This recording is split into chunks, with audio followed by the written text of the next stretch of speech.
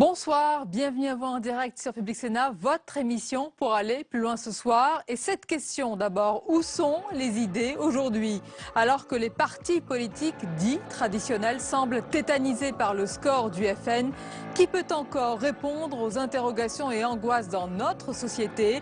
Les élites sont-elles totalement coupées des réalités? Le débat est à suivre. Entre abstention et vote FN, si la participation était en hausse dimanche dernier, les jeunes restent les champions de l'abstention. Et pour ceux qui ont voté, ils ont le plus souvent choisi le Front National. On en parle avec de nombreux invités en notre compagnie. L'entretien ce soir, il est écrivain et cofondateur du mouvement citoyen Bleu, Blanc, Zèbre. Il nous appelle au sursaut citoyen maintenant. Alexandre Jardin est mon invité tout à l'heure. Voilà donc pour le programme. Merci d'être en notre compagnie. N'hésitez pas à réagir via notre hashtag OVPL. Et tout de suite, les repères de l'actualité, c'est avec Paul Bouffard.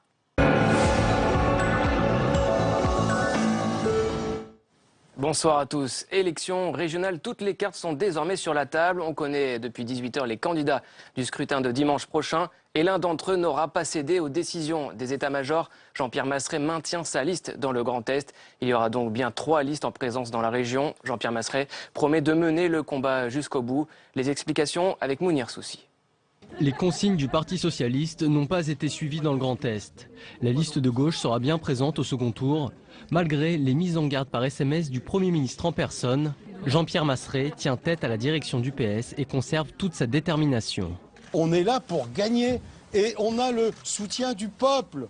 Parce que depuis hier, les innombrables soutiens, les mails, les SMS, les messages qui sont venus de toute la France nous dire « vous avez raison ». 71 de ses colistiers avaient choisi de se désister.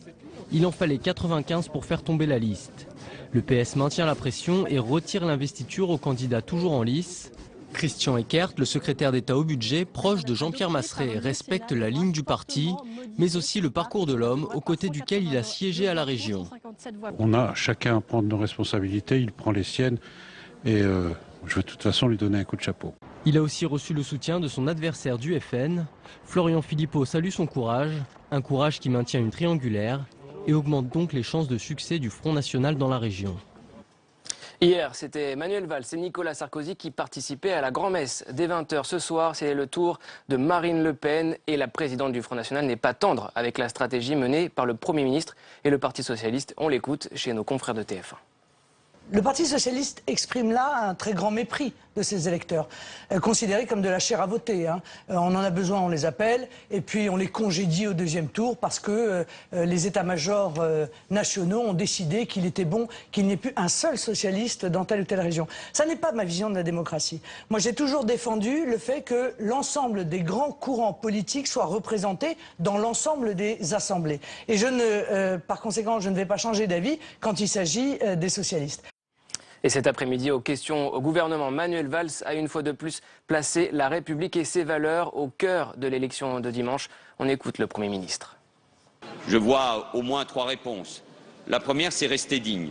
C'est de rester à la hauteur de l'attente et de l'exigence des Français. La deuxième, pour ce qui concerne la majorité, je ne peux vous répondre que cela, c'est de nous rassembler. C'est ce qui a été fait dans les régions. Et la troisième leçon, c'est que partout vive la République.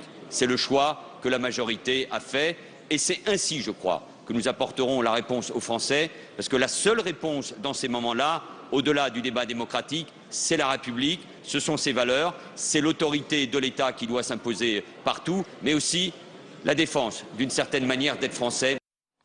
De son côté, Nicolas Sarkozy a imposé son ni-ni. Presque tous les ténors des Républicains se sont rangés derrière leur président. Mais après le second tour, seront-ils encore tous unis? Au Sénat, des nuances transparaissaient déjà à la réunion de groupe des Républicains. Louis Sibyl. Réunion de groupe ce matin au Sénat, mais pas encore réunion de crise. Les sarkozystes sont même confiants. Le Black Sunday ne sera plus le même dimanche prochain, ça sera un Blue Sunday, c'est-à-dire qu'à mon avis on aura pas mal d'élus et de régions conquises. On en avait une sur 22, je pense qu'on en aura 6 ou 7 sur 13, ça fait quand même un changement, il faut aussi faire de l'arithmétique. Un pronostic optimiste, la droite pourrait ne remporter que 4 régions et certains commencent déjà à faire un premier bilan critique. Il y a un vrai besoin de réflexion quand on s'aperçoit que dans mon département, le Front National fait pratiquement en milieu rural le double des voix des Républicains. Moi, ça m'interpelle. Et aujourd'hui, cette ouverture au centre et cette ligne un peu tiède, à mon sens, n'a pas été le ticket gagnant. En filigrane, une critique des choix du président du parti, Nicolas Sarkozy. Un mélange de genres qui exaspère l'ancien président du groupe. Nous ne sommes pas dans la campagne des primaires, nous sommes en pleine élection. Alors que certains qui veulent se présenter aux primaires et cherchent à tout moment de se différencier par rapport aux autres. Ça nous agace profondément. Si l'unité est prônée jusqu'à la fin des élections, le match des primaires pourrait bien commencer dès dimanche soir. Et puis, on l'a appris dans l'après-midi, la sénatrice écologiste Leïla Haïchi apporte son soutien à Valérie Pécresse, la tête de liste Les Républicains en Ile-de-France. Un soutien de dernière minute qui fait dire à Valérie Pécresse que l'écologie est de son côté. Le parti Europe Écologie Les Verts indique ce soir que la sénatrice pourrait être exclue du parti. Plus de détails sur le fil info de publicsénat.fr. 2 jours après le premier tour, un homme ne s'est pas exprimé, ni apparition publique, ni déclaration officielle. François Hollande n'a pas bouleversé son agenda. Aujourd'hui, le chef de l'État a remis la Légion d'honneur au quartet tunisien, prix Nobel de la paix. L'occasion pour François Hollande de rappeler sa détermination face au terrorisme. Écoutez. Et nous sommes confrontés aujourd'hui à la même menace, le terrorisme. Terrorisme qui a frappé à Paris, terrorisme qui a frappé à Tunis. Terrorisme qui a frappé encore cet été en Tunisie, terrorisme qui a frappé il y a quelques jours Paris.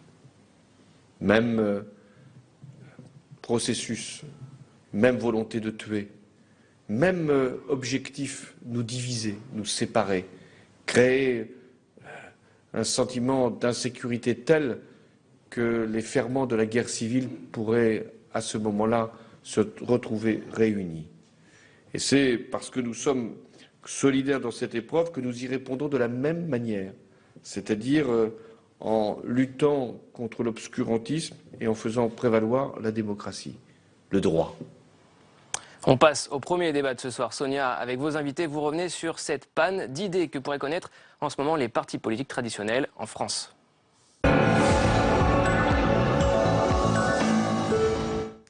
Oui, merci Paul. Avec cette question d'abord ce soir, où sont les idées aujourd'hui alors que les partis politiques dits classiques ou traditionnels semblent tétanisés par le score dimanche du Front National?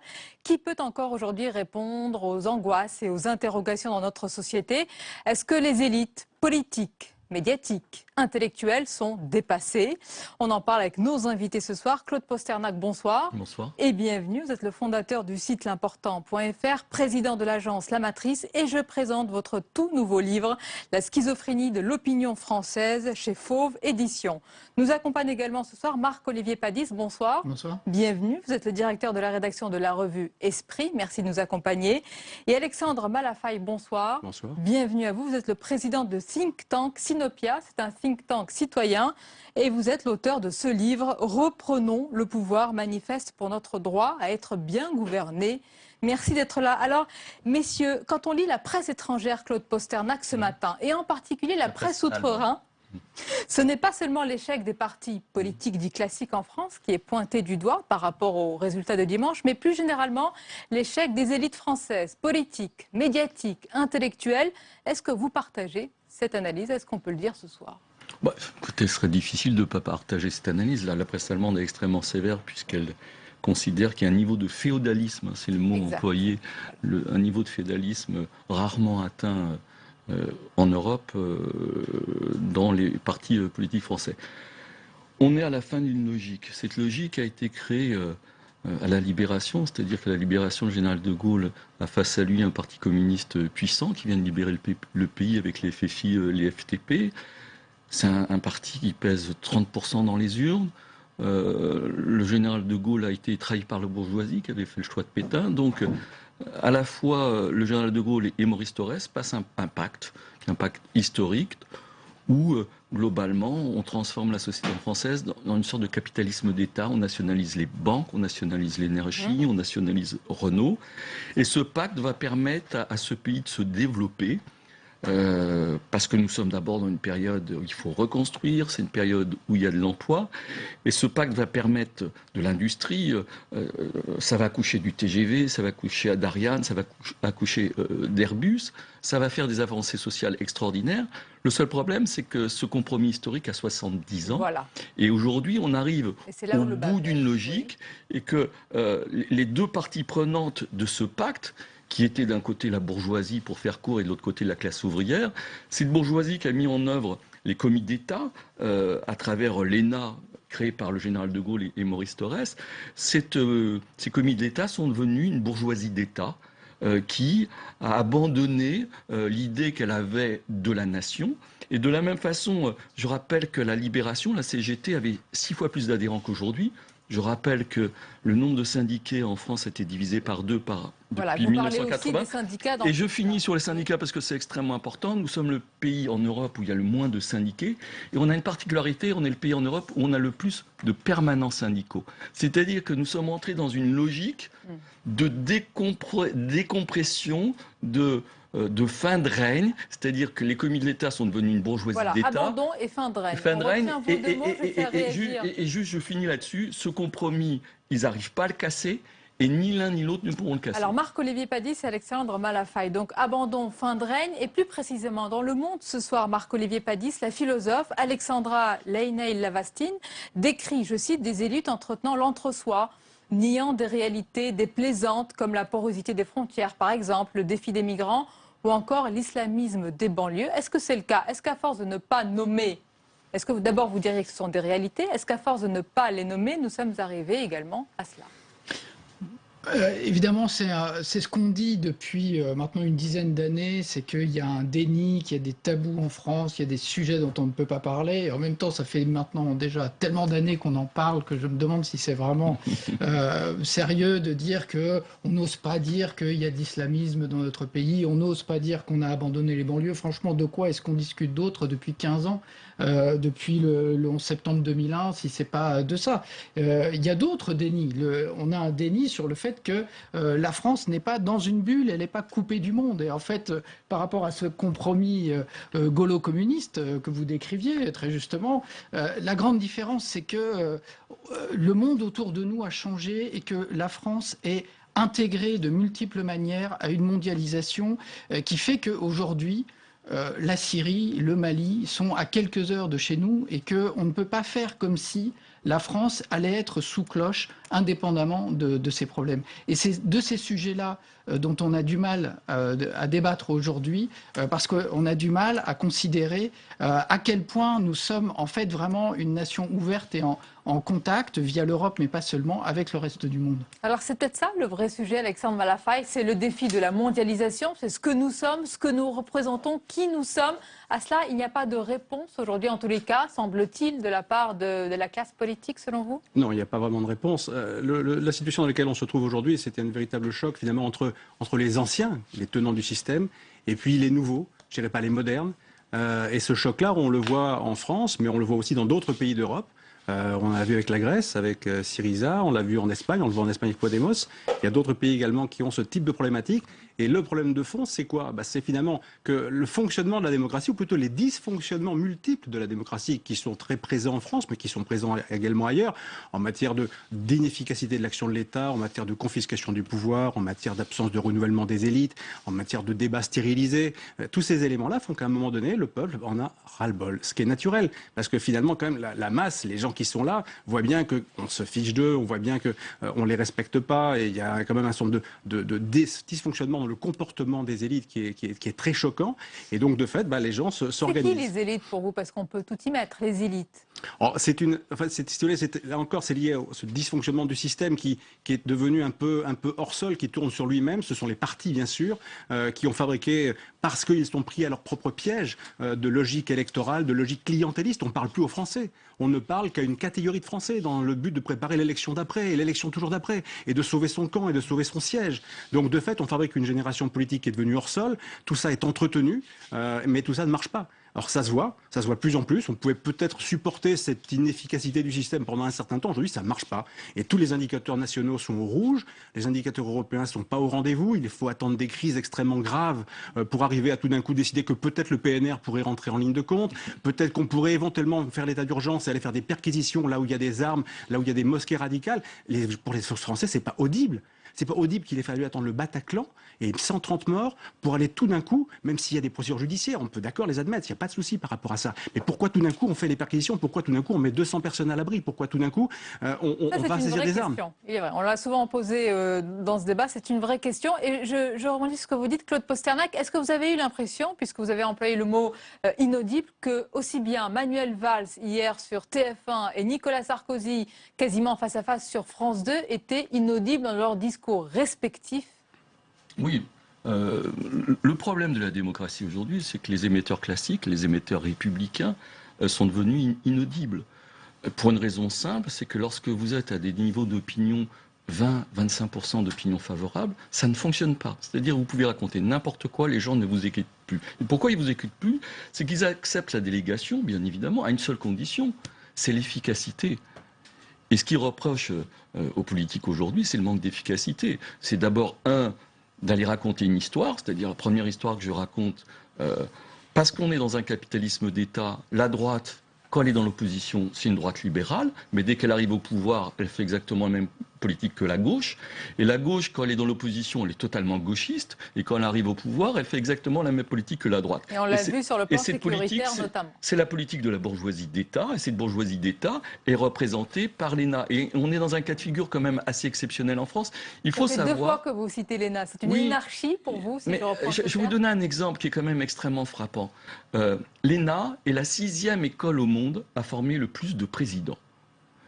C'est quand même assez paradoxal parce que... Est-ce qu'il faut s'en féliciter ou au contraire non, ce qui est paradoxal, ce qui est tout à fait paradoxal, c'est que l'ENA, c'est pas une école faite pour ça. Si vous regardez la mission de l'ENA, il n'y a absolument rien qui correspond à cette mission-là. Et la deuxième raison, c'est que c'est encore plus étonnant, c'est qu'il n'y a aucun cours qui corresponde à ça. C'est-à-dire que vous êtes dans un système français d'oligarchie qui fait qu'une personne qui a 50 ans rentre dans une entreprise pour la première fois de sa vie, non pas comme stagiaire, mais comme président.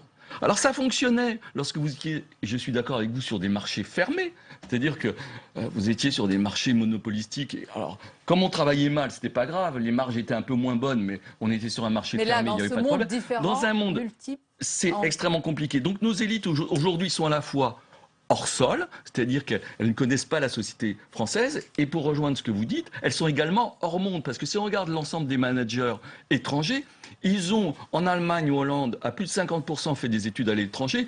En France, vous êtes à 8%. Donc vous êtes à la fois hors sol, c'est-à-dire vous ne connaissez pas la vie quotidienne des Français, et hors monde. Assez sévère, c'est une réalité. C'est une réalité. Vous la partagez? Moi, je demanderais qui prend ses responsabilités aujourd'hui en France? La classe politique, bien sûr, elle est sur la sellette. Tout le monde la met en accusation et lui demande des comptes, ce qui est normal. Et les responsables politiques sont des gens qui rendent des comptes. Ils doivent passer devant les électeurs, ils le font, ils sont renvoyés et ils sont critiqués assez brutalement. Mais qui d'autre prend ses responsabilités? On a cité effectivement les syndicats, il y a aussi une société en France. Et dans cette société, on ne peut pas simplement renvoyer la balle aux responsables politiques en disant ça gouverne mal en haut.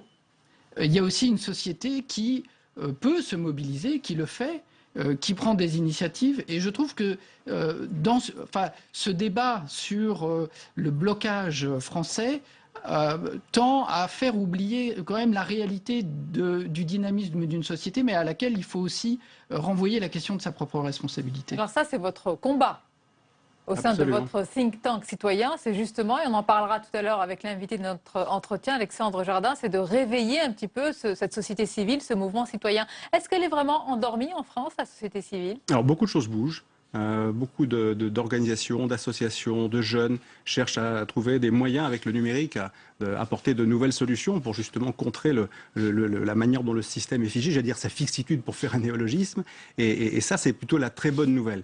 On peut vraisemblablement imaginer que dans les 2-3 ans qui viennent, la chose politique va être totalement ébranlée par le numérique, comme les taxis parisiens ont été ébranlés par Uber. Ça, c'est très très probable. Mais à court terme, le vrai problème quand même, c'est que la classe politique, qui aura quand même beaucoup de mal à se remettre en cause, va devoir faire face à des échéances extrêmement rapides. Et donc, comme je le disais tout à l'heure, c'est les anciens contre les nouveaux. Et si les anciens ne font pas le job, entre 2017 et 2022, on aura vraisemblablement une reprise en main des choses par des partis tels que le Front National, avec tout ce que ça peut supposer comme difficulté. Le problème, c'est que les partis politiques aujourd'hui et les Français aimeraient bien qu'on leur parle, qu'on parle aux Français, qu'on s'adresse, qu'on bâtisse des projets qui parlent aux Français. Aujourd'hui, la problématique le maître mot, c'est, Sarkozy l'a très bien dit, Nicolas Sarkozy l'a très bien dit, c'est il faut cliver. Mais cliver, c'est quoi? C'est ni plus ni moins que diviser pour régner. Ça, c'est pas supportable. C'est plus supportable, je crois, aujourd'hui. Vous avez dit 2 fois les anciens et les modernes, Claude Posternik. Est-ce que c'est aussi noir et blanc? Je me souviens d'une couverture de Marianne. Les nouveaux. Une couverture de Marianne qui avait ce titre Politique Parc, comme Jurassic Park, qui dressait un petit peu la déliquescence généralisée des partis politiques. Mais en affirmant cela, on nourrit aussi un petit peu le parti qui se présente aujourd'hui, qui se présentait beaucoup comme anti-système, un peu moins aujourd'hui. On tape aujourd'hui à bras raccourcis sur ces partis politiques. Aujourd'hui, il faut quand même purger les choses. Le Front National, à ces niveaux-là, alors là, c'est un niveau jamais atteint, mais en tout cas, le Front National est dans le paysage politique français depuis un certain moment. Et à aucun moment, justement, on a posé les questions, qui sont les questions de fond. Qu'est-ce qu'on fait? Pourquoi aujourd'hui le politique, au sens large, ne fonctionne plus? Pourquoi il ne répond plus aux attentes des Français? Donc, par rapport à ça, il est clair aujourd'hui qu'un parti, par exemple comme le Parti Socialiste, qui vient avec un projet qui va allier Valls et Philoche, ça n'a aucun sens. Ça montre que quand vous arrivez au pouvoir, vous n'avez pas de sujet.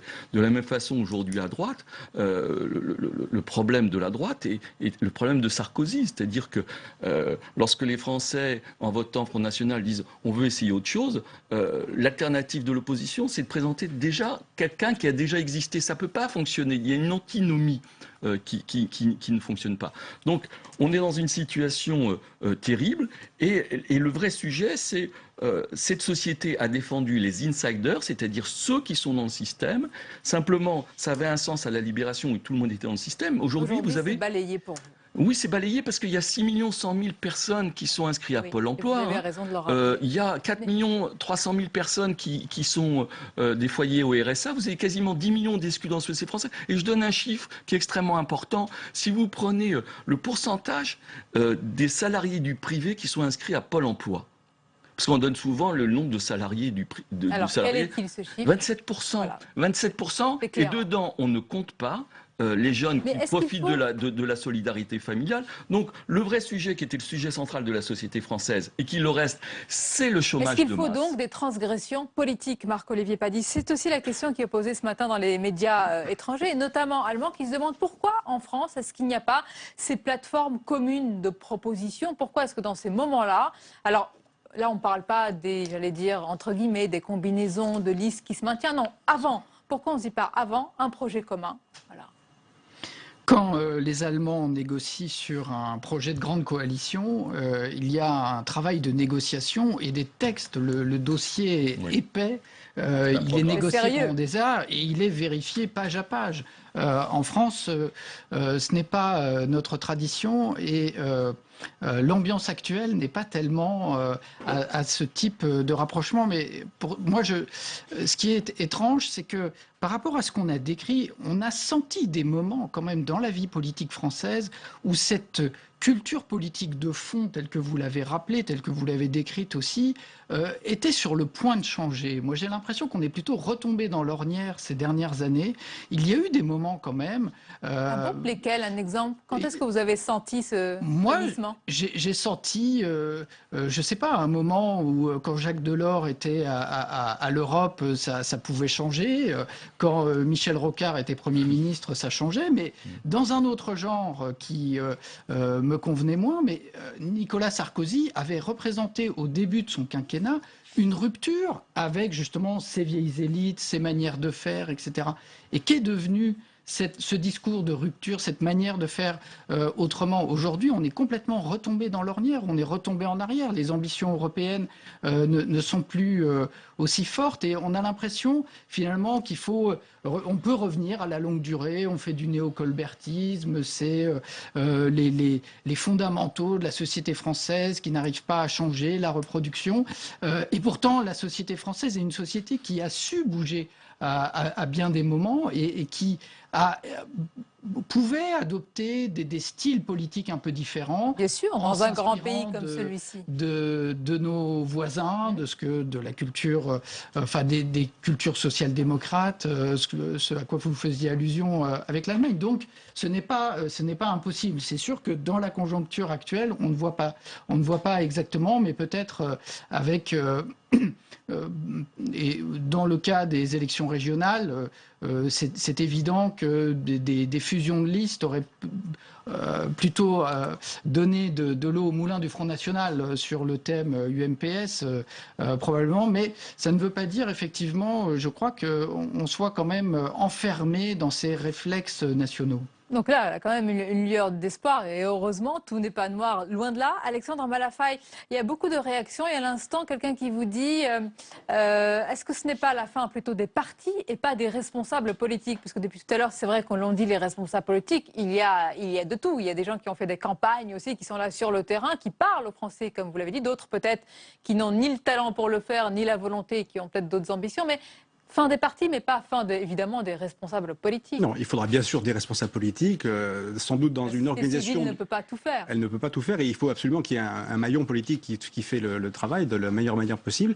La question, c'est, on aura toujours aussi besoin de partis, d'organisation. Pour un moment donné, organiser le débat, on aura toujours besoin d'un débat, ça c'est absolument indispensable. La question, c'est comment est-ce que les partis fonctionnent, comment est-ce que les règles du jeu sont modernisées. On n'échappera pas à la fois bien sûr à des idées qui vont faire émerger de nouvelles têtes, ça c'est absolument indispensable, et là, le numérique en sera un vecteur puissant, mais on n'échappera pas non plus à une réforme des institutions qui à un moment donné mettra l'efficacité et l'intérêt général au centre de l'action politique. Il y aura toujours des débats, bien sûr, mais on ne pourra pas avoir une classe politique qui, en permanence, ne fait pas le travail et qui, au bout du compte, peut toujours revenir. Ce sont toujours les mêmes. En 2012, on a vu des gens sanctionnés. Ils sont tous en train d'occuper les têtes de liste régionales ou de truster les places dans les grands partis politiques. Pas normal.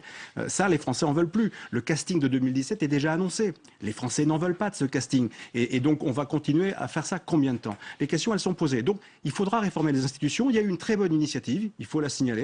Et tant pis pour la publicité, enfin moi je suis indépendant dans mon think tank, mais Claude Barthelone et le député Vinocq ont fait un rapport parlementaire il y a 2 mois de cela. Sur les institutions, on en avait parlé, voilà. Effectivement, il y a des propositions oui, mais qui sont bonnes. Ce qui est intéressant, pardon, j'insiste sur un point, c'est que c'est la première fois que vous avez en fait un document qui est un document de système global à plaquer sur le système actuel pour dire c'est pas simplement une mesure comme le cumul des mandats, c'est tout un ensemble de choses qu'il faut revoir. Il y a des choses à prendre. Merci en tous les cas, merci pour ce débat et cette réforme peut-être des institutions à venir, elle sera bienvenue. Restez avec nous. On va parler d'une personne qui persiste et signe. C'est le favori à l'investiture républicaine. Donald Trump qui veut, je cite, l'arrêt total et complet de l'entrée des musulmans aux États-Unis. Il a provoqué, vous vous en doutez, colère et incompréhension. On en parle dans quelques instants. C'est l'édito ce soir.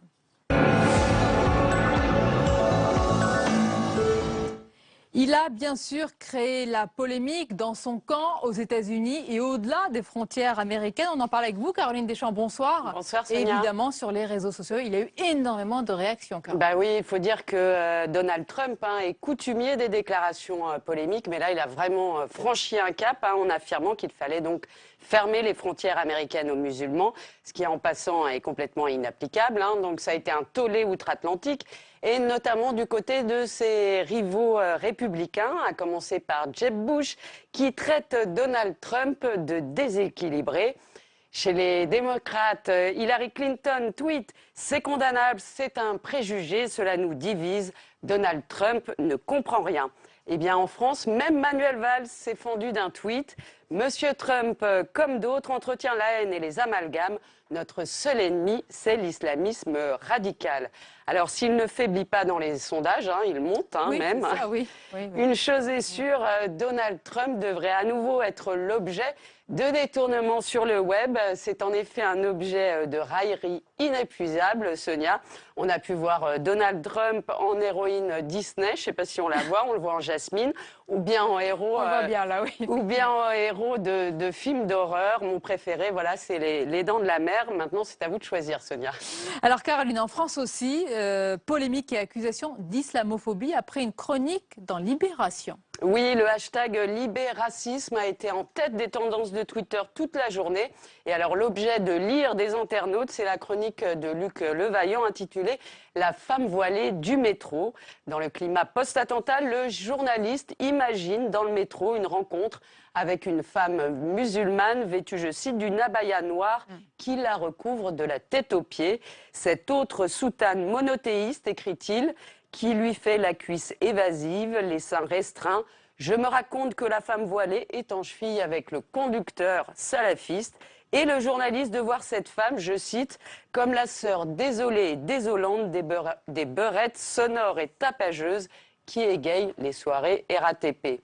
Ça n'a pas manqué, raciste, sexiste, islamophobe, les critiques pleuvent sur les réseaux sociaux, à tel point que Laurent Geoffrin, le directeur de la rédaction de Libération, a été contraint immédiatement sur le net de préciser que le journaliste, je cite, a mis en scène des fantasmes qui courent dans la société. Bon, il se dit quand même désolé si ça a pu choquer les lecteurs. Alors, malaise également, il faut le savoir, au sein de la rédaction de Libération. Il y a beaucoup de journalistes qui ont désapprouvé.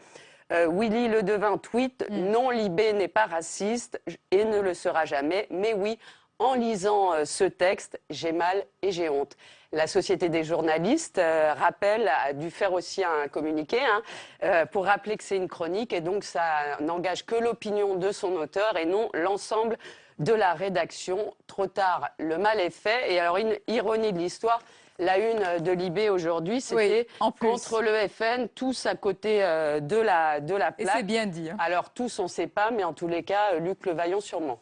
Merci beaucoup, Caroline, pour votre chronique et analyse. Merci à vous. Il est 22h30 passé.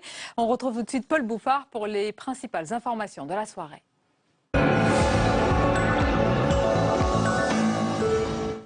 Adoption au Sénat du budget 2016, 182 voix pour, 157 contre. La Haute Assemblée a voté ce PLF largement modifié par la majorité de droite, contre l'avis du gouvernement. Détail des changements apportés par les sénateurs avec Cécile Sixou. Première retouche emblématique, les 3 jours de carence de la fonction publique. Les sénateurs ont revu la copie des députés en votant en faveur de ces 3 jours. Leur objectif, plus d'équité entre secteur public et privé et une économie de 500 millions d'euros. Autre mesure symbolique, la baisse de la dotation globale de fonctionnement aux collectivités, la DGF. Les sénateurs de droite ont souhaité la réduire et ont voté son passage de 3,7 milliards à 1,6 milliard d'euros. L'opposition est venue de tous les bords sur le budget de l'écologie. En pleine COP21, les sénateurs ont souligné la contradiction de baisser les dépenses écologiques. Comment croire que le budget qui nous est présenté ici est celui du pays hôte de cette conférence dite de la dernière chance? En revanche, union nationale derrière le pacte de sécurité. À partir du moment où on a tous dit que le pacte de sécurité, que ce soit sur la défense ou sur la sécurité intérieure, devait être mis en place et qu'on ne s'y opposerait pas, naturellement, tous les amendements du gouvernement en la matière ont été validés. Tous se sont rangés derrière le gouvernement après les attentats pour voter 8500 postes supplémentaires et 815 millions d'euros pour 2016. Après le vote, réaction du secrétaire d'État au budget. Christian Eckert souligne que le texte adopté par le Sénat de droite entraîne une dégradation des comptes. On l'écoute.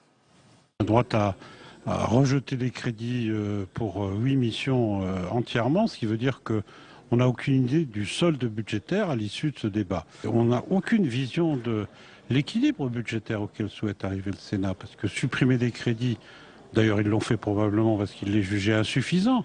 Donc s'ils ont rejeté des missions, des crédits de mission, c'est qu'ils voulaient dépenser plus. Donc je pense que l'équilibre budgétaire n'est que facial Et évidemment, puisqu'on a supprimé des dizaines de milliards de dépenses, il est quasiment à l'équilibre, ce qui est une vue de l'esprit. Donc c'est pas clair. Et puis, notez maintenant la première réaction de Pierre Gattaz à propos des régionales. Le président du MEDEF ne donne pas de consigne de vote. Il met en garde le monde politique à ne pas mettre la démagogie avant les réalités économiques. On l'écoute au micro de Marie Brémaud. Moi, ce que je demande à tous les partis, et notamment au Front National, c'est qu'ils arrêtent de baratiner aux Français sur le plan économique. Le plan économique, c'est la retraite. Et bien, dans tous les pays du monde, sont en train de reculer l'âge de la retraite. Moi, ce que je demande, c'est que ceux qui gouvernent le pays, ou ceux qui prétendent vouloir le gouverner un jour, c'est qu'ils mettent l'entreprise et les entrepreneurs au centre du village. C'est nous qui avons les clés du chômage, du succès. Par contre, il ne faut pas inventer des dispositifs qui, on sait, coûtera une fortune à l'économie française. Regardez cette image, Eagles of Death Metal devant le Bataclan. Les membres du groupe californien se sont longuement recueillis. Hommage aux 90 personnes décédées dans cette salle pendant leur concert lors des attentats de Paris. Et ce soir, c'est la ville de Lyon qui leur rend hommage. Une fête des Lumières particulière, bouleversée. Le nom des victimes est projeté sur la colline de Fourvière. Place au second débat de ce soir. Pour qui les jeunes Français votent-ils aujourd'hui? Pourquoi nombre d'entre eux s'abstiennent? Élément de réponse, Sonia, avec vos invités.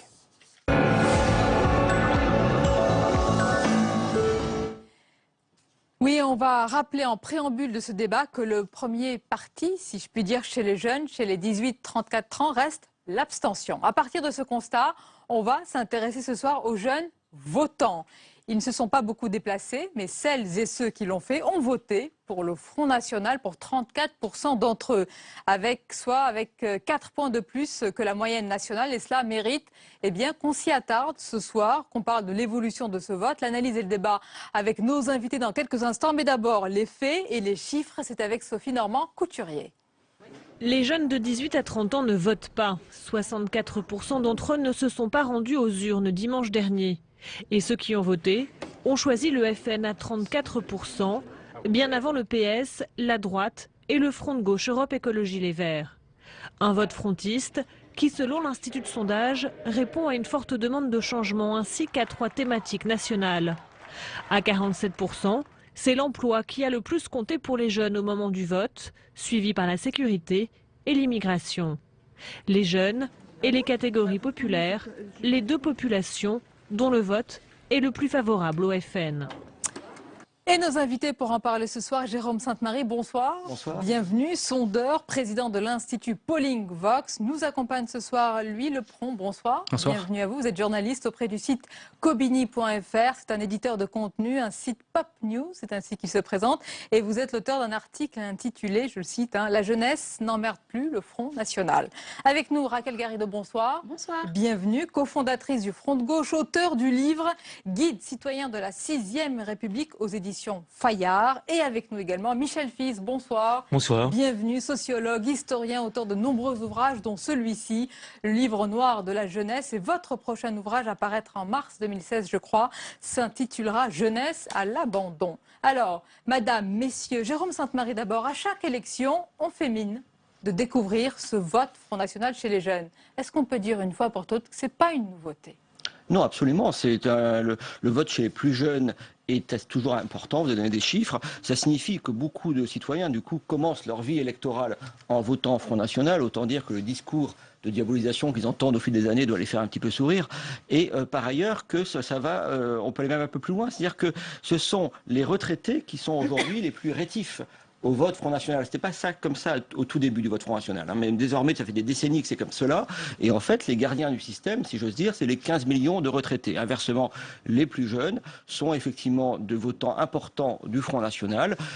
Alors, on n'a pas le droit forcément de le dire ou de l'étudier très précisément, mais on peut considérer aussi que si on prend uniquement les jeunes qui ne sont pas issus directement ou indirectement de l'immigration, on doit arriver à des chiffres beaucoup plus élevés. Donc c'est bien cette vision du monde du Front National qui s'installe dans la jeunesse française.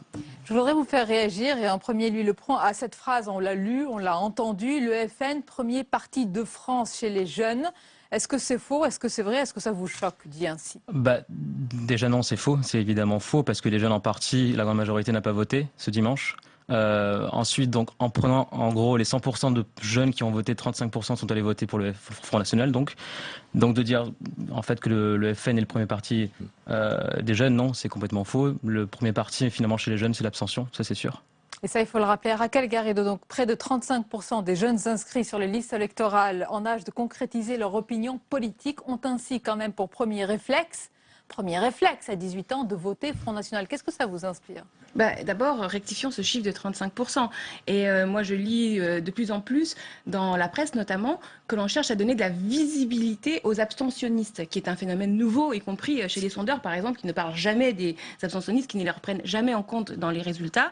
Si vous prenez 100% des personnes... On en parle beaucoup quand même. Très rarement dans un résultat, très rarement dans un résultat d'une étude de sondage, vous avez les pourcentages avec l'inclusion du pourcentage des abstentionnistes, c'est pas vrai. Et si vous faites ce travail-là rapporté aux 18-25 ans, par exemple, sur 100% des 18-25 ans, il y en a 35% qui ont voté, qui ont voté tout court. Tout court. Et dans ces 35% qui ont voté tout court, il y en a 12% qui ont voté pour la gauche au sens très large, puisque j'inclus le Parti Socialiste, 10% qui ont voté pour la droite et 12% qui ont voté pour l'extrême droite. C'est ça les chiffres. Donc il y a absolument besoin de comprendre que dans ce pays, il y a un point mort. À minimiser alors? Non. Je ne cherche pas à minimiser, mais moi ce qui m'intéresse, c'est aussi la moitié de cette nation civique des Français qui ne votent pas. Et le Front National, rapporté ce coup-ci à la population complète, fait 13% des inscrits. C'est ça la réalité.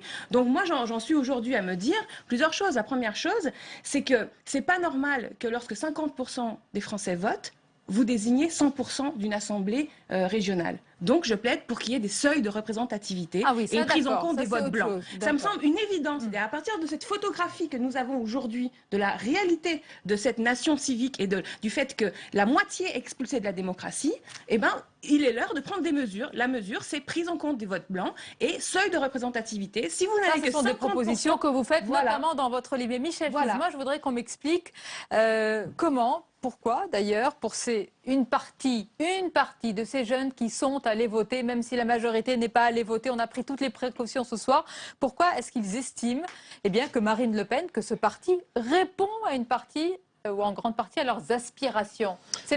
On va dire que ce n'est plus un vote protestataire. D'abord, il y a une raison de langage. Les responsables du Front National parlent très très simplement. Ils sont au plus près, effectivement, des préoccupations des gens, et en particulier des préoccupations des jeunes, qui s'appellent le chômage.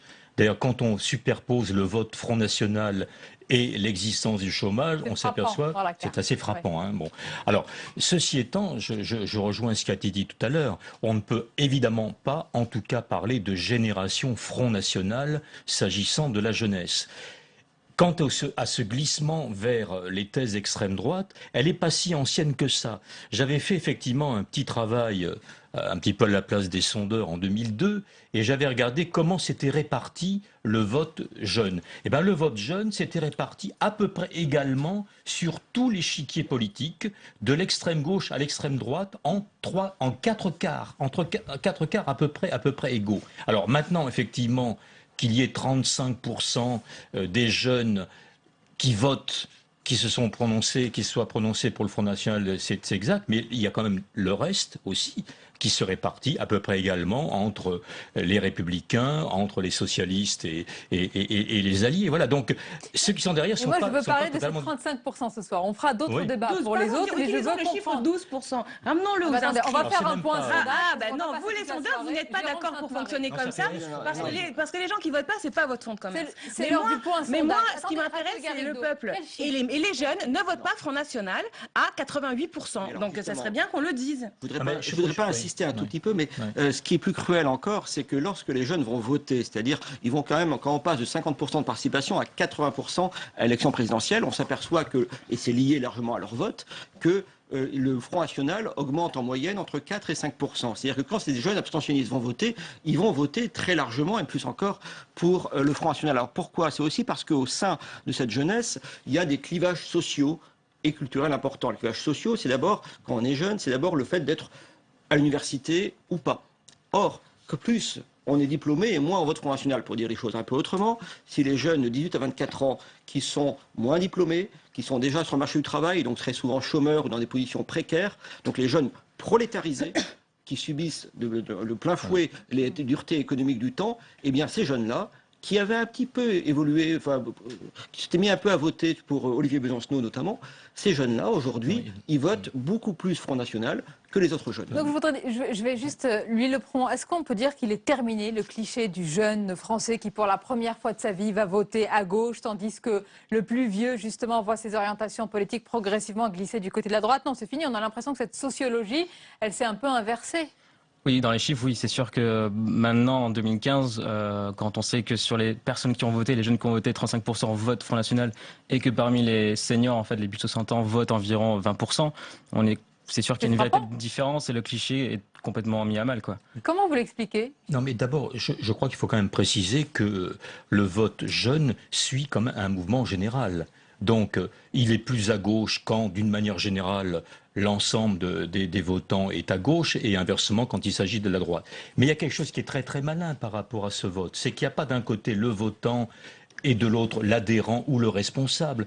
Ce que, effectivement, le Front National a bien compris, c'est qu'il fallait jouer la carte jeune. Et comment est-ce que le Front National joue la carte jeune? Eh bien, en s'étant emparé des réseaux sociaux, qui est évidemment l'outil par excellence de la jeunesse. Voilà. Et puis, ils ne sont pas les seuls à s'être emparés de ce... Oui, mais quand même, c'est quand même l'outil jeune par définition. On va plus, évidemment, sur un réseau social que écouter la télévision le 20h chaque soir. Et la dernière chose, c'est que ces jeunes qui sont effectivement non diplômés, quand ils votent pour le Front National, quand ils sont en responsabilité, on s'aperçoit qu'ils sont diplômés, bien souvent. Voilà. Mais ils sont mis en responsabilité. C'est quand même étonnant. On a une jeune députée de 22 ans qui peut devenir présidente de conseil régional à 26. Attendez, il y a Marion Maréchal Le Pen, si, parlons-en quand même, donc 22 ou 25 ans, Florian Philippot, 34 ans, Nicolas B, 38 ans, Marine Le Pen, quand même 47 ans. Le parti du Front National, qu'on le veuille ou pas, est incarné par des personnalités plutôt jeunes. Est-ce que ce n'est pas là aussi l'un de leurs points forts? Bien sûr. Ce sont des faux jeunes, parce que vous prenez par exemple... ils ont leur âge.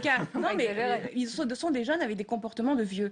Vous prenez le Racheline, par exemple. Racheline, qui était donc le premier sénateur et le plus jeune, jurait quand il était maire, avant l'élection sénatoriale, que jamais il cumulerait. Parce que les jeunes comprenaient bien que le cumul des mandats est un des freins importants à l'accession au pouvoir des jeunes, puisque la gérontocratie, quelqu'un qui va voter. Non, mais si vous posez la question de savoir quels sont un des freins, il y en a plusieurs des freins à l'intervention des jeunes en politique, mais la gérontocratie, le fait qu'il y ait des gens qui cumulent des mandats à la fois dans le temps et à la fois dans l'espace, évidemment, ça limite le nombre de places pour les jeunes. Et un David Racheline aujourd'hui, il est devenu sénateur-maire et tous ils cumulent les députés européens. Philippot, Marine Le Pen, malheureusement, on a des exemples à droite et à gauche. Ce sont des jeunes avec des mœurs les plus vieillottes de la Ve République. Donc c'est ça la réalité. Bon, moi, je ne suis pas certain qu'il y ait un comportement jeune et un comportement vieux. Il y a un comportement politique, donc traditionnel ou novateur, peu importe. Voilà. Et je pense qu'on ne peut pas discriminer un jeune parce qu'il aurait des comportements qui sont les comportements des aînés. D'ailleurs, j'ai été frappé l'autre jour, ce qui m'a un peu scandalisé dans un débat sur France 3, pour ne pas la nommer, entre Madame Joanneau et puis un jeune candidat responsable du Front National, où elle lui renvoyait sa jeunesse pour finalement lui signifier qu'il ne savait pas trop, qu'il n'était pas assez expérimenté, qu'il ferait mieux de se taire. Voilà. Donc je pense encore une fois qu'il y a quand même une sincérité. Il faut quand même rappeler qu'au départemental de 2015, il y a quand même eu près de 300 jeunes de moins de 25 ans qui ont été investis par le Front National. Quel autre parti fait ça? Les partis politiques sont vieux, sont dirigés par des vieux, Attendez, il ne faut pas non plus entrer dans la démagogie de la communication du Front National quand même. C'est un débat. On a le droit de regarder au final. Au final, au municipal justement dont vous parlez, aucun n'a été élu. C'est pas vrai.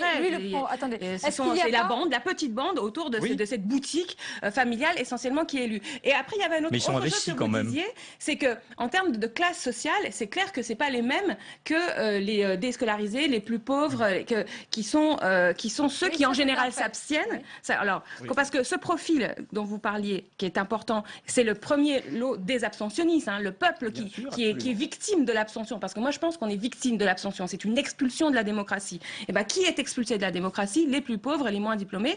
Et pourquoi? Souvent parce qu'ils ont compris ou vu ou expérimenté le fait que les partis ne respectaient pas leur programme. Et donc, il y avait une usure de l'efficacité du vote. Parce que quand on va voter, après, derrière, les élus, ils font exactement ce qu'ils veulent avec le vote.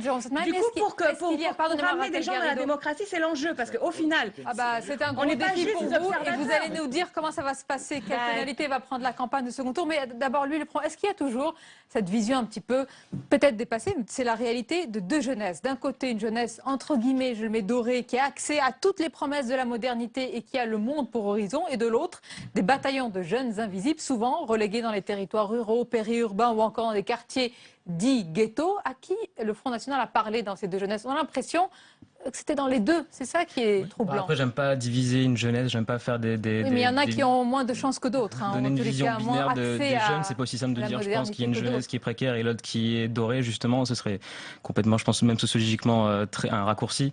Peut-être qu'elle a parlé aux deux. On dit dans les sondages que, justement, ou même sociologiquement, que c'est les plus précaires et ceux qui ont, justement, le plus peur dans leur position financière, qui vont justement voter Front National. Je pense pas en tout cas qu'il faille diviser la jeunesse. Et c'est toujours difficile évidemment de la représenter. Je dis qu'il y en a qui sont moins favorisés, ça c'est une réalité malheureusement. Oui. Vous savez, le vote Front National s'explique très largement par le rapport à la mondialisation. C'est-à-dire ceux qui pensent qu'ils sont les gagnants de la mondialisation et ceux qui pensent qu'ils vont être les perdants. Or, à quel âge on ressent le plus le poids de sa destinée sociale que lorsque, justement, on commence son existence sociale, lorsque l'on arrive sur le marché du travail, lorsqu'on comprend que les cartes ne sont pas également distribuées. Eh bien, il y a toute une jeunesse qui se projette positivement dans la mondialisation. Bon, c'est la génération, c'est Erasmus d'autrefois, c'est-à-dire qui fait la morale à tout le monde et qui trouve ça absolument formidable, le libéralisme culturel, le libéralisme économique. D'ailleurs, elle se prépare à en profiter, peut-être plus qu'elle ne le fera réellement, mais en tout cas, elle le croit.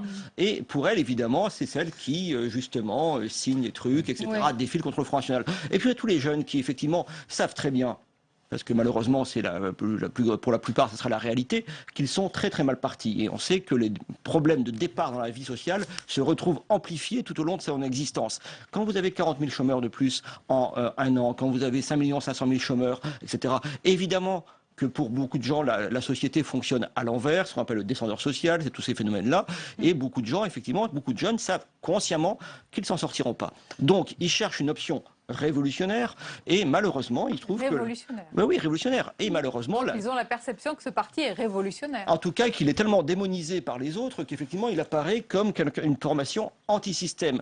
Il se trouve que malheureusement, enfin je crois pour vos propres intérêts électoraux à terme, l'extrême gauche, enfin ce qu'on appelait l'extrême gauche, le front de gauche, tout cela, ils sont insérés dans le système, ils sont insérés dans les alliances électorales comme on le voit pour les régionales et ils n'apparaissent pas comme une force de rupture. Pas sous une forme sympathique, progressiste, etc., mais pas pour une forme de rupture. Et face à cette radicalisation sociale de la jeunesse, ils ne sont pas forcément le débouché politique. Je pense que cette recherche d'un autre monde radicalement en rupture avec le monde actuel et les partis actuels, je résume, moi j'ai une formule, elle est peut-être un peu polémique, mais j'appelle ça le djihadisme bleu marine. Elle est polémique. Oui, parce qu'il y a un fondamentalisme. C'est quand même compliqué, Raquel Garrido. Non, il y a un fondamentalisme. Non, je pense qu'avoir comme objectif dans la vie. La responsabilité de votre formule. Oui, parce que avoir pour objectif dans la vie de prendre tous les Arabes, toutes les personnes qui sont d'origine, de culture ou de croyance arabe ou musulmane, de les mettre dans les bateaux, de les virer de France, etc. Tout ça, c'est un projet qui est un projet de guerre civile. Comme autrefois. En partie justement parce que 2/3 des jeunes se sont abstenus, donc du coup c'est pas vraiment ils ne sont pas engagés contre. Ils se sont pas engagés contre. Exactement. Donc ça veut dire la bataille. Le FN ne peut pas être un rêve de demain. Un rêve de demain, c'est de construire une nation nouvelle dans laquelle toutes les ascendances, toutes les consciences sont respectées, dans laquelle il y a de l'emploi, dans laquelle on fait un écosystème, on protège l'écosystème comme objectif. C'est le monde, c'est quel monde celui-là? Ça c'est pas moi, c'est ce que je propose dans la 6e République. Avec le temps qu'il arrive. Non, pardon, mais il arrive que le moment où on s'en occupe, et c'est ça que les jeunes aussi. Et c'est votre combat. Oui, Jérôme Sainte-Marie. Je voudrais juste revenir sur le titre de votre article qui fait référence à Bérurier Noir, je crois, dont le concert final a eu lieu, me semble-t-il, à l'Olympia en 1990. 89. Donc c'est vous dire à quel point effectivement ça renvoie à un tout autre monde. Et par ailleurs, ça renvoie à une période où on s'est habitué à penser justement un peu après 68 que, enfin à partir de 1960, à partir du basculement de l'UNEF pendant la guerre d'Algérie, que la jeunesse, notamment la jeunesse étudiante, était de gauche. Historiquement, c'est totalement faux. La jeunesse, notamment la jeunesse étudiante, était plutôt de droite, pour des raisons sociales évidentes, voire d'extrême droite. C'est la jeunesse étudiante des grandes écoles qui brise la grève générale en 1920, par exemple. Tout ça pour vous dire qu'effectivement, il y a ce déterminisme un peu, de dire c'est curieux, les jeunes sont à l'extrême droite. Non, c'est pas du tout curieux. Ce qui est constant, en réalité, c'est que les jeunes seront affrontés à cette période très particulière, encore une fois, de rentrer dans le monde social, et que ceux qui le font aujourd'hui le font avec la condition. Ce premier pas est très important. Merci beaucoup pour ce débat passionné et engagé. Que ceux qui nous écoutent se battent pour le vote à 16 ans. La suite de votre émission. Et on va retrouver à présent la rubrique qui est toujours un peu décalée sur l'évolution des lois dans notre pays. Retour ce soir sur le duel, et c'est dans la folle histoire des lois.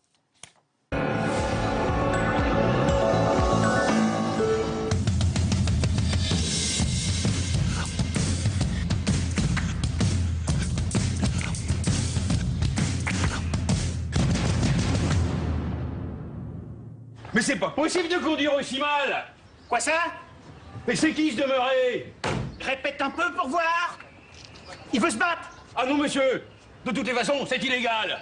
Ah, j'en connais un qui a de la chance d'être né au XXe siècle et pas en l'an 1000. Car à l'époque féodale, non seulement le duel était légal, mais c'était même un mode de preuve. Pour départager les parties au procès, le juge organisait un duel. Et oui, Dieu, se disait-on, étant forcément du côté de l'innocent, il le ferait triompher contre le coupable. Oh bah non, c'est pas juste. Pas d'inquiétude, mon ami. Car heureusement pour les chétifs, la loi permettait au plaideur de désigner un champion pour se battre à sa place. Ah non, c'est pas juste.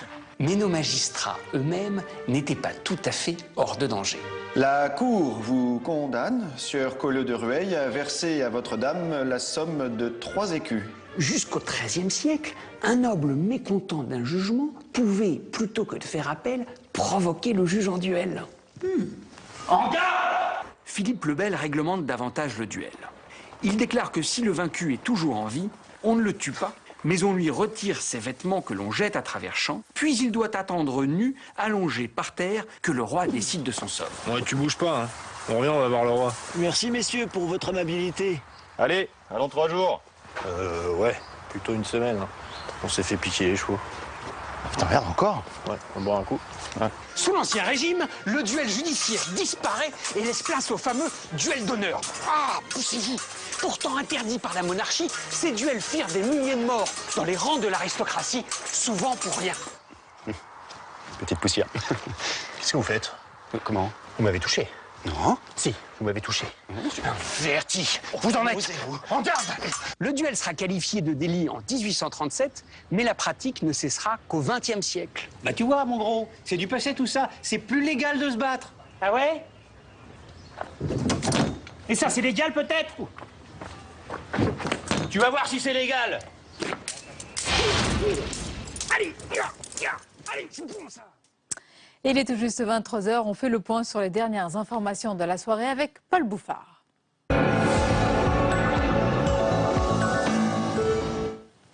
Ce combat, il le mènera jusqu'au bout. Jean-Pierre Masseret sera bien au second tour des régionales dans le Grand Est. Les partisans d'un retrait socialiste et la fronde de certains de ses colistiers n'auront pas réussi à le faire plier. Les explications avec Mounir Soussi. Les consignes du Parti socialiste n'ont pas été suivies dans le Grand Est. La liste de gauche sera bien présente au second tour, malgré les mises en garde par SMS du Premier ministre en personne.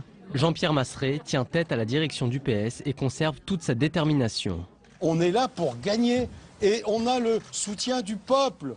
Parce que depuis hier, les innombrables soutiens, les mails, les SMS, les messages qui sont venus de toute la France nous dire « vous avez raison ». 71 de ses colistiers avaient choisi de se désister. Il en fallait 95 pour faire tomber la liste. Le PS maintient la pression et retire l'investiture au candidat toujours en lice. Christian Eckert, le secrétaire d'État au budget, proche de Jean-Pierre Masseret, respecte la ligne du parti, mais aussi le parcours de l'homme aux côtés duquel il a siégé à la région. On a chacun à prendre nos responsabilités, il prend les siennes et je vais de toute façon lui donner un coup de chapeau. Il a aussi reçu le soutien de son adversaire du FN. Florian Philippot salue son courage. Un courage qui maintient une triangulaire et augmente donc les chances de succès du Front National dans la région. Philippe Richert, le candidat d'Union de la droite arrivé second, estime que Jean-Pierre Masseret ne sortira pas grandi de cette affaire. Allez voter. Manuel Valls a lancé un appel à la mobilisation à 5 jours du second tour des régionales. Dimanche dernier, le chiffre de l'abstention atteignait 50,02%. Écoutez le Premier ministre. C'est que même s'il y a eu un sursaut de participation, l'abstention reste beaucoup trop importante. Un Français sur deux s'est uniquement déplacé. Le seul message que nous pouvons faire passer pour dimanche prochain, c'est allez voter pour l'avenir des régions, allez voter aussi pour une certaine conception de la République. Hier, c'était Manuel Valls et Nicolas Sarkozy qui participaient à la grand-messe. Dès 20h ce soir, c'est au tour de Marine Le Pen et la présidente du Front National n'est pas tendre avec la stratégie menée par le Premier ministre et le Parti Socialiste. On l'écoute chez nos confrères de TF1. Le Parti Socialiste exprime là un très grand mépris de ses électeurs, considérés comme de la chair à voter. On en a besoin, on les appelle, et puis on les congédie au deuxième tour parce que les états-majors nationaux ont décidé qu'il était bon qu'il n'y ait plus un seul socialiste dans telle ou telle région. Ça n'est pas ma vision de la démocratie. Moi, j'ai toujours défendu le fait que l'ensemble des grands courants politiques soient représentés dans l'ensemble des assemblées. Et par conséquent, je ne vais pas changer d'avis quand il s'agit des socialistes. De son côté, Nicolas Sarkozy a imposé son nini, mais après le second tour, seront-ils encore tous unis? Au Sénat, au groupe républicain, des nuances dans les propos commencent à se faire jour. Louis Sibyl. Réunion de groupe ce matin au Sénat, mais pas encore réunion de crise. Les sarkozystes sont même confiants. Le Black Sunday ne sera plus le même dimanche prochain, ça sera un Blue Sunday, c'est-à-dire qu'à mon avis on aura pas mal d'élus et de régions conquises. On en avait une sur 22. Je pense qu'on en aura 6 ou 7 sur 13. Ça fait quand même un changement, il faut aussi faire de l'arithmétique. Un pronostic optimiste. La droite pourrait ne remporter que 4 régions et certains commencent déjà à faire un premier bilan critique.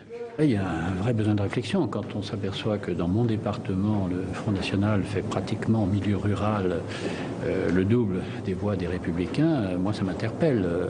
Et aujourd'hui, cette ouverture au centre et cette ligne un peu tiède, à mon sens, n'a pas été le ticket gagnant. En filigrane, une critique des choix du président du parti, Nicolas Sarkozy. Un mélange de genres qui exaspère l'ancien président du groupe. Nous ne sommes pas dans la campagne des primaires, nous sommes en pleine élection. Alors que certains qui veulent se présenter aux primaires cherchent à tout moment de se différencier par rapport aux autres. Ça nous agace profondément. Si l'unité est prônée jusqu'à la fin des élections, le match des primaires pourrait bien commencer dès dimanche soir. Et puis, on l'a appris dans l'après-midi, la sénatrice écologiste Laïla Haïchi apporte son soutien à Valérie Pécresse, la tête de liste Les Républicains en Ile-de-France. Un soutien de dernière minute qui fait dire à Valérie Pécresse que l'écologie est de son côté. Europe Écologie Les Verts indique ce soir que la sénatrice pourrait être exclue du parti. Plus de détails sur le fil info de publicsénat.fr. N'oublions pas que la COP21 bat son plein en ce moment à Paris. On continue notre tour des lieux alternatifs à la conférence, direction le Grand Palais, avec une exposition pour mieux connaître les solutions concrètes en faveur du climat. Visite avec Marie Brémaud et Quentin Calmet. 200 associations, collectivités, artistes et entreprises se sont donné rendez-vous au Grand Palais en marge de la COP21. Le but de cette exposition, présenter au grand public des solutions pour un monde post-carbone. Et parmi ces solutions, il y a celle proposée par cette jeune start-up, La Gazelle. La start-up La Gazelle produit localement des petites lampes solaires pour le marché africain. Ces lampes solaires sont COP21, si je peux dire, puisqu'elles viennent en remplacement des lampes à pétrole. L'objectif, produire localement 1 million de lampes solaires d'ici à 2020 et ainsi économiser 850 000 tonnes de CO2. Mais à côté des plus modestes, on trouve également des multinationales comme L'Oréal qui a déjà réduit ses émissions de gaz à effet de serre de 50% entre 2005 et 2014. Un modèle plus vertueux mais également compétitif. C'est possible de décorréler la croissance économique de l'impact environnemental parce que comme on a réussi à réduire moins 50% nos émissions CO2 dans la production, tout en augmentant notre production de 22%, on se dit que c'est aussi un message pour les négociateurs, la société civile et toute personne impliquée dans ce sujet. Si certaines ONG dénoncent une démarche de greenwashing, soit d'éco-blanchiment, les organisateurs de cette exposition mettent en avant la volonté de tous ces acteurs de mieux faire d'un point de vue environnemental, même si les motivations d'une entreprise à une autre peuvent varier. Il est l'heure de la revue de presse.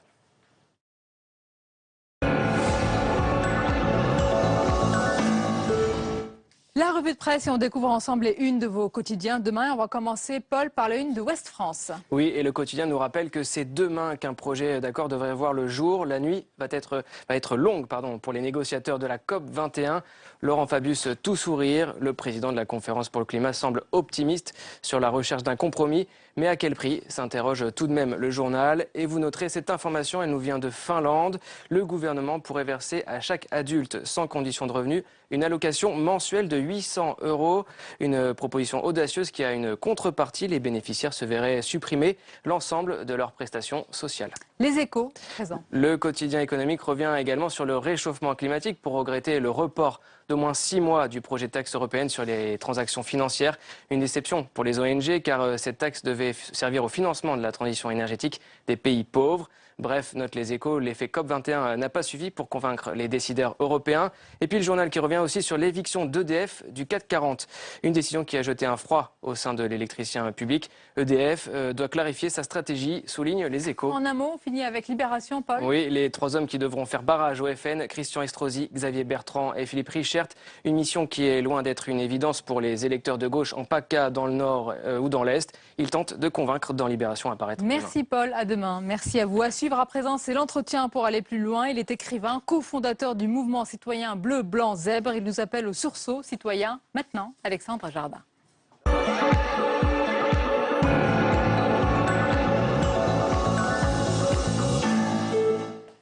Mon invité ce soir est écrivain, c'est aussi un homme qui résonne, vous allez le voir et l'entendre, hors cadre et appelle depuis un certain temps à l'émergence d'un véritable mouvement citoyen, mais il ne fait pas que parler, il agit aussi à travers une multitude d'actions qui changent notre quotidien, votre quotidien. Il est le cofondateur de l'association Lire et Faire Lire et du mouvement Bleu, Blanc, Zèbre, un doux tank, et non pas un think tank. Alexandre Jardin, bonsoir. Bonsoir. Et bienvenue à vous. Alors dans l'hebdomadaire, le 1, apparaître demain, d'Éric Fotorino, vous publiez une tribune avec ce titre « Je nous accuse ». Et vous commencez ainsi « Je nous engueule ». Que doit-on nous reprocher? On a collectivement accepté que les fractures en France ne se règlent pas. On a collectivement accepté que le marché du travail soit complètement bloqué, qu'on ait 2 millions de jeunes sans formation. Tout ça, c'est nous. Le problème, c'est nous. C'est nous, les citoyens. Les gens qui nous écoutent, là, ils ont mis des bulletins de vote pour mettre au pouvoir des équipes successives. C'est bien nous qui les avons mis au pouvoir. C'est bien nous qui avons mis ces partis-là. Donc le problème, c'est nous. C'est notre attitude. Donc ça veut dire que la solution, c'est nous. Et la formidable nouvelle, c'est qu'on a aussi la possibilité de se conduire comme un très grand peuple. Et pour moi, un grand peuple, c'est un peuple de faiseux. C'est-à-dire de gens qui, au lieu de gueuler devant leur télé, au lieu de râler en écoutant la radio, sont capables de se bouger le cul. Et donc, on a décidé d'embarquer ces gens-là. On a décidé d'embarquer toutes les associations qui obtiennent des résultats, les maires qui obtiennent des résultats, les entreprises qui obtiennent des résultats pour guérir les grandes fractures françaises. On va parler de ce mouvement. Juste avant, hier, juste à votre place, Alexandre Jardin, l'écrivain Patrick Besson, que vous connaissez, il pointait la responsabilité d'une élite bien pensante hors sol qui décide de tout à Paris et qui voit tout de Paris. Il faut arrêter cela, il faut décentraliser vraiment, il faut penser au territoire. Il faut faire repartir le pays par en bas. C'est complètement bloqué par en haut. Donc par les territoires, par de l'action extrêmement concrète, opérationnelle. Vous disiez qu'on a créé un do tank, pas un think tank. Le mouvement des ZEP, c'est ça. Je vais prendre un exemple. Soit on fait des grandes théories sur le chômage des jeunes, on le déplore, on fait des grandes lois, etc. Soit on passe à l'action de manière très concrète. Le mouvement des ZEP, par exemple, on soutient une politique très simple. Il y a des gens en France qui s'appellent les centres de formation d'apprentis, l'université des métiers. Quand les jeunes passent là-dedans, 80% en sortent avec un contrat de travail. Mais quand on se balade et qu'on va voir sur place et qu'on demande aux jeunes pourquoi ils sont si peu nombreux dans la classe, on s'aperçoit qu'un tiers des places ne sont pas remplies. Pourquoi?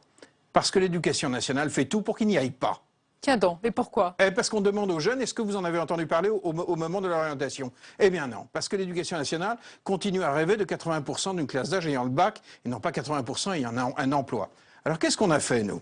Ben, c'est simple, on est allé voir d'autres zèbres, et on a un zèbre extraordinaire qui s'appelle l'Agence pour l'éducation par le sport. Alors, zèbre, on va expliquer pour vous, ce sont des gens qui font, voilà, qui des sont faiseux. Voilà, des faiseux, qui sont dans l'action. Des gens qui réparent le pays, déjà. Et alors, que s'est-il passé? Et alors, cette Agence pour l'éducation par le sport, ils ont à peu près 1 million de jeunes qu'ils récupèrent dans les quartiers difficiles par le sport.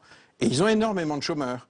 Eh bien, on a fait la rencontre entre l'Assemblée permanente des chambres de métiers qui gère les centres de formation d'apprentis et ce mouvement. Et on démarre dans les semaines qui viennent. Et c'est une initiative concrète, mais elle paraît tellement simple, Alexandre Jardin. Oui. Comment ça se fait que l'éducation nationale n'y ait pas pensé? Comment ça se fait qu'elle ne voit pas justement ce manque et cette adéquation à avoir? Eh bien, c'est très simple. Le pays est gouverné depuis des décennies, et c'est aussi ça qui fout le pays en rogne. C'est que le pays est gouverné par des techniciens. Un technicien, ça n'a rien à voir avec un praticien.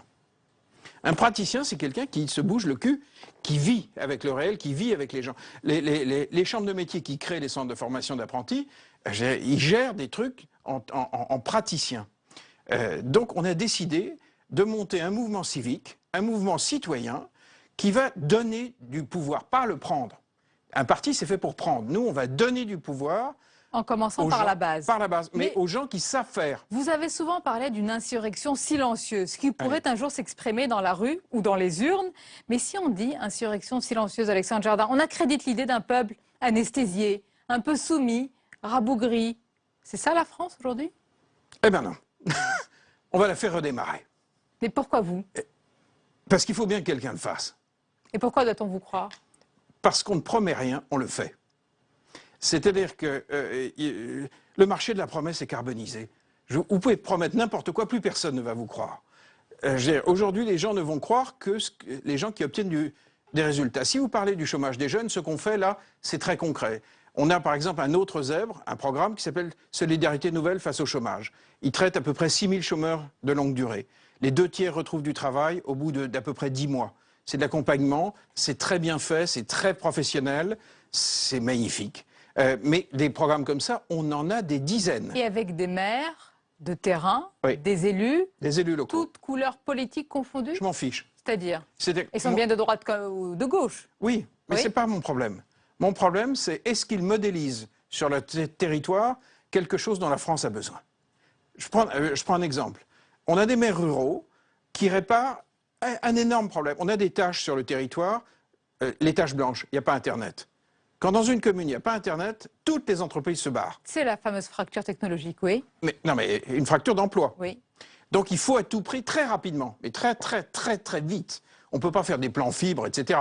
Il y a un moment, il faut que ça marche tout de suite. Mais on a des maires ruraux qui ont fait des choix technologiques avec des fournisseurs d'accès associatifs et qui équipent leur commune pour à peu près 2 000 € avec des abonnements à 40 € par mois. Ceux-là, ils sont précieux pour le pays. Parce qu'ils modélisent des choses qu'on va pouvoir étendre. Et le mouvement des zèbres coopère avec l'association des maires ruraux. Et c'est important que vous précisiez ces initiatives, Alexandre Jardin. Vous savez pourquoi? Parce que ceux qui nous regardent, beaucoup vous connaissent en tant qu'écrivain, beaucoup aussi découvrent votre mouvement bleu, blanc, zèbre. Mais certains se disent, mais qui est-ce qu'il veut servir, Alexandre Jardin? Que voulez-vous? Qui veut-il servir et que voulez-vous servir? Mon pays. Mon pays. Je ne veux pas de ce qui est en train de se passer. C'est-à-dire, ce qui est en train de se passer, c'est que ça fait 30 ans qu'on n'obtient pas de résultats pour guérir nos fractures. Et ce qui me rend fou furieux, c'est de vivre dans un pays génial. C'est-à-dire qu'on est en train de se vautrer alors qu'on a sous la main toutes les solutions pour guérir nos fractures. Simplement, l'innovation, elle vient d'en bas. Elle vient des praticiens. Par exemple, là, on a un mouvement qui a rejoint les zèbres qui s'appelle Ciel Bleu. Ciel Bleu, c'est quoi? C'est des Alsaciens. Ils ne connaissent personne à Paris, ils n'ont pas de relation. Ils sont quand même parvenus à prendre en charge 100 000 retraités en France. C'est-à-dire prendre en charge? Ils mettent en place une politique systématique de traitement préventif et curatif des maladies les plus chères pour réduire les dépenses de la sécurité sociale. On vient de modéliser l'extension de leur système à l'ensemble, si on l'appliquait à l'ensemble des maisons de retraite françaises, on ferait une économie d'à peu près 15 milliards. Vous êtes plein d'enthousiasme, de parce que bonne c'est un pays volonté, génial. de conviction. Oui. C'est un pays génial, d'accord. Vous arrivez à fédérer ces élus sur le terrain. Mais Alexandre Jardin, aujourd'hui, c'est combien de divisions? Jusqu'où vous pouvez aller? Vous pouvez fédérer pour telle ou telle personne, mais que faire pour un pays aujourd'hui? Alors, aujourd'hui, on monte en puissance de manière ahurissante depuis dimanche. Parce que subitement, dans la crise qui s'est ouverte, les faiseurs appliquent. C'est-à-dire qu'on est en train de vivre quelque chose d'extraordinaire. On a une société qui, au moment où ça se fracture politiquement, on a une société de faiseux qui converge vers le mouvement des zèbres. Parce que ça fait 2 ans qu'on laboure le terrain. Ça fait 2 ans qu'on va partout. Vous estimez que c'est le moment, votre moment? Oui, c'est le moment où la société civile remonte. Et la semaine prochaine, je serai dans le Nord avec le sous-préfet à la cohésion sociale dans le Pas-de-Calais. Vous entendez la question là qu'on pose. Vous allez me dire qu'elle est un petit peu petite, peut-être par rapport à votre vision, peut-être politicienne, mais on s'est dit, il est en route pour 2017. Pourquoi pas? Ah, mais très clairement. Vous êtes candidat? Non, pas comme ça. On va proposer... Disons-le autrement, mais vous serez candidat. On va essayer de l'éviter. Je vais vous dire pourquoi. Parce que l'esprit des zèbres, c'est de donner du pouvoir. Et donc, on va faire ce que Hulot a fait en 2007. Il avait proposé ça lui a pas beaucoup réussi. Hein, oui, mais il avait proposé un pacte et il y avait 2 erreurs. Mais c'est facile à dire parce qu'on passe après. Mais il était monoproduit, il ne parlait que d'écologie. Nous, on va traiter l'ensemble des fractures. Et puis, on va venir avec les opérateurs. Si vous n'avez pas les gars et les filles qui sont capables de mettre en œuvre ce que vous dites, vous pissez dans un violon. Donc, et on va un pacte du mouvement bleu-blanc-zèbre que vous allez proposer à tous les candidats. Ils le signent ou ne le signent pas, mais ils s'engagent sur un pacte sociétal? Ça sera très opérationnel. Ça portera sur des transferts d'argent. Il va falloir qu'on finance une révolution solidaire, profondément bienveillante. Je veux qu'on donne du pouvoir d'action à grande échelle à des gens qui ont déjà fait leurs preuves. C'est pas plus con que ça. C'est d'essayer de faire repartir le pays en pariant sur les gens vivants, sur les gens capables. Or, aujourd'hui... Est-ce que les personnes auxquelles vous allez proposer votre pacte sont vivants, pour vous, entre guillemets? Les responsables politiques de premier plan? Ils ont un petit problème avec la vie. Mais on va les aider. Est-ce qu'il y en a une qui émerge pour vous? Je sais que vous avez des contacts peut-être qui sont refroidis avec Alain Juppé ou d'autres. Un peu partout. Un peu partout. Donc il n'y en a pas un qui émerge par rapport à nous. On ne fera pas un accord avec la droite ou la gauche, ou le centre. Ça sera un accord droite-gauche-centre. De toute façon, mes zèbres sont à gauche et à droite, ou au centre.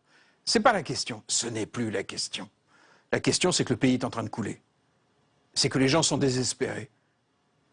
Et que Marine Le Pen peut gagner. Elle peut gagner. Bien sûr. Pour l'instant, mais on le sait depuis dimanche. Pour certains, il y a encore une barrière, justement, encore un dernier plafond de verre, Alexandre Jardin. Ils disent qu'elle peut arriver au second, elle est déjà, pour beaucoup, au second tour de la présidentielle, mais qu'après, non, il ne peut pas y avoir un Français sur 2 qui vote pour elle. Moi, je crois que quand on ne règle pas les fractures d'un pays, les gens deviennent fous. Et légitimement. Et légitimement, ils deviennent fous.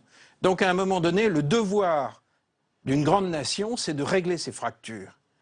Donc, on va le faire. Mais on va le faire en commençant tout de suite. Mais vraiment, tout de suite, tout de suite. On a un bouquet d'actions sur l'éducation, un bouquet sur le logement, sur le retour à l'emploi, sur toutes les grandes fractures. Depuis tout à l'heure, vous avez dit grande nation, grand pays, grandeur. On l'a oublié? Ben oui. Mais on s'en souvient. C'est-à-dire qu'il y a certains moments où, dans notre histoire, ce peuple est capable de se souvenir de sa grandeur. Et sa grandeur, elle est toujours passée par l'action. Parce que l'action fédère.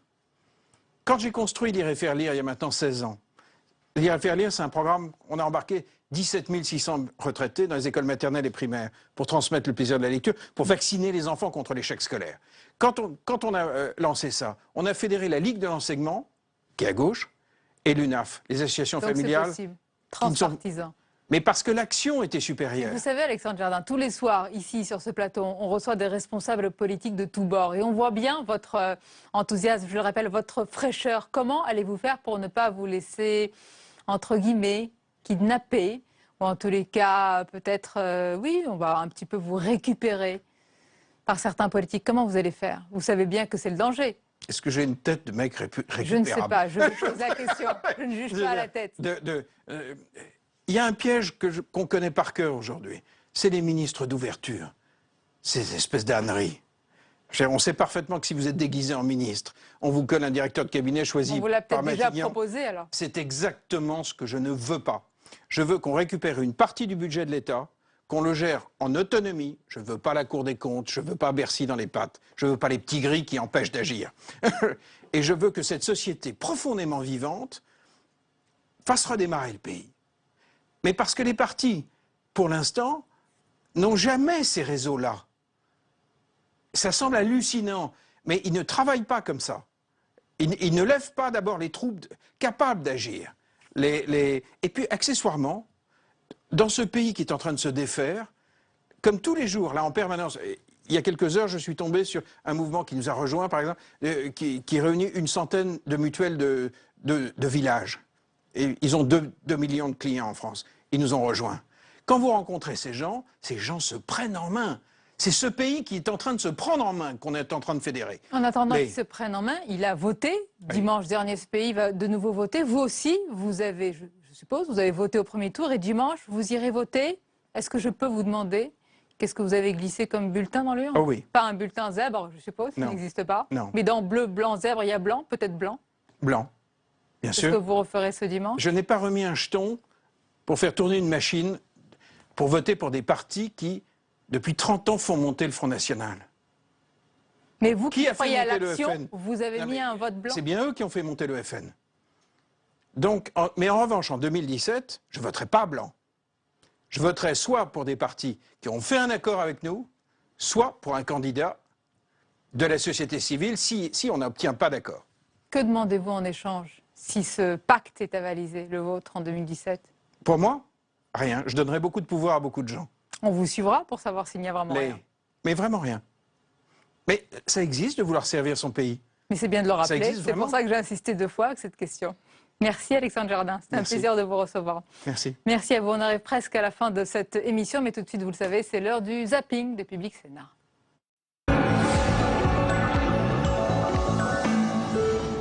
Je vais vous dire ce que je pense. Je pense que vous êtes frappé, et je le dis avec infiniment de courtoisie, mais c'est un diagnostic d'arriération mentale. Eh bien, parce que si vous pensez... Alors là, c'est peut-être moi qui Laissez-moi d'un mot. C'est la première fois dans un débat qu'on me taxe d'arriération. Non, mais laissez-moi m'expliquer. Allez, si vous parlez en même temps, écoutez. Non, mais monsieur, chacun son tour. Là, c'est un fait personnel. Alors, je vois pas pourquoi m'expliquer. On me traite d'arriération mentale, et c'est bien la preuve du comportement qui est constamment le vôtre. Au micro-lycée, le nombre d'élèves est limité à 16 par classe. Il faut être volontaire. Sabrina a décroché de l'école à 17 ans quand elle a eu un enfant. Désormais, elle veut devenir professeure des écoles. Après tout mon temps, sans rien faire, j'ai vu que sans diplôme, on n'allait pas bien loin. Ici, les professeurs s'adaptent au vécu de leurs élèves. Donc, si on ne comprend pas, on peut se permettre de demander. Il y a une cohésion de groupe, qu'on s'entraide entre nous, qu'on comprenne. Et ils ne prennent pas pour les gens stupides non plus. Donc, c'est cool quand même ça. Ces jeunes, à l'âge du collège, à l'adolescence, souvent, l'école n'est pas leur préoccupation majeure et première. Il y a une question de maturité qui se pose, et qui se pose encore plus d'ailleurs chez les garçons que chez les filles. On le constate aussi, j'imagine que les chercheurs pourraient nous le dire mieux que moi. Et que par contre, quand on passe un cap, ils retrouvent l'envie d'apprendre, de découvrir, pas de la même manière peut-être que sur un tronc commun collège, mais sur une spécialité. Et c'est pourquoi ces micro-lycées font partie effectivement des solutions de récupération de ces jeunes. Il y a une géographie du Front National au niveau, je dirais, des régions, du département, qui est absolument immuable. J'ai commencé mon livre en montrant la répartition des voix du Front National dans 21 élections nationales. Eh bien, ces 21 cartes sont presque pareilles. Et celle de dimanche, je dirais, est encore plus pareille que les autres. C'est-à-dire, comme vous l'avez dit, que là où il était fort, il s'est renforcé et beaucoup. C'est-à-dire que dans le nord et pas que dans le sud. Ah, dans le nord et dans le Pas-de-Calais, c'est le renforcement maximum. Il a gagné 6,5 points sur les départementales. Inversement, là où il était très faible, ou très faible, non, il était faible, en Bretagne, dans les Pays de la Loire, il n'a rien gagné. L'idée de ce lieu, c'est de montrer qu'est-ce qui existe, qu'est-ce qui est en train d'émerger, d'en débattre bien sûr, et aussi pour le pousser fortement dans la société, ouvert au grand public, mais aussi évidemment à tous ceux qui prennent des décisions, qu'ils soient élus, entreprises. Et donc on peut découvrir sur 20 000 m² des solutions qui concernent aussi bien l'habitat, la mobilité, le commerce, les loisirs. Voilà, les Français, ils votent, ils nous envoient un message en votant. Si on donne le sentiment de bidouiller par derrière, vous savez, la colère, elle va être pire la prochaine fois. C'est-à-dire que ce sera plus 27%, ils vont aller encore plus loin. Donc moi je ne crois pas à ces manœuvres, je crois à la conquête des idées sur le terrain et il faut que les partis dits républicains soient eux-mêmes, qui défendent leurs convictions. Moi ce que je constate c'est qu'aujourd'hui la gauche n'est plus la gauche. La gauche, elle est perdue. Le militant de gauche, il est désespéré parce qu'il a un gouvernement qui ne fait pas la politique pour laquelle il a été élu et qui n'obtient pas de résultats. Il y a un vrai risque dans cette stratégie qui consisterait, ou dans cette façon de voir la politique qui consisterait à se retirer. C'est celui de laisser penser qu'il n'y a qu'une opposition dans ce pays, et que cette opposition, c'est le Front National. Or, il y a besoin d'une opposition républicaine qui puisse dénoncer la manière dont un gouvernement est en grande partie responsable de l'explosion du Front National par son action ou par son inaction.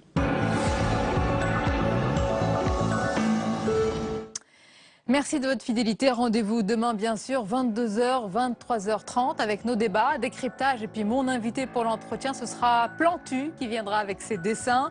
Vos autres rendez-vous sur notre antenne, c'est Territoire d'Info, demain matin 8h, avec le député Les Républicains, Benoît Apparu. Merci encore de votre fidélité. Merci. Belle et douce fin de soirée en notre compagnie.